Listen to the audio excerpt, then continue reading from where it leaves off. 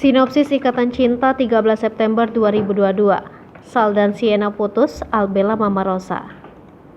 Berikut sinopsis Ikatan Cinta 13 September 2022 yang menceritakan tentang Sal, Sienna, Andin, dan Aldebaran. Pada sinetron Ikatan Cinta malam ini menyuguhkan cerita yang tak kalah menarik dari sebelumnya. Pada episode sinetron Ikatan Cinta nanti malam, diceritakan tentang Andin yang geram dengan tindakan Sienna dan Aldebaran, siap membela Mama Rosa dari serangan Sienna.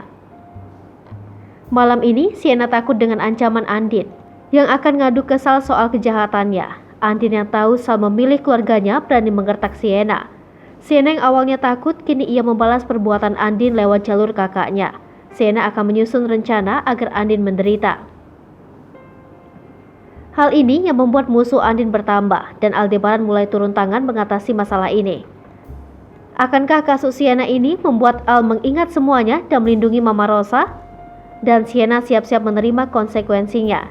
Sienna akan diputusin oleh Sal karena kebusukannya yang membuat keluarga Al-Fahri menderita dan berani mengancam Mama Rosa. Jangan lupa saksikan kisah selanjutnya sinetron Ikatan Cinta yang akan tayang malam ini. Sekedar informasi, sinopsis ini tak sepenuhnya benar karena berasal dari berbagai sumber.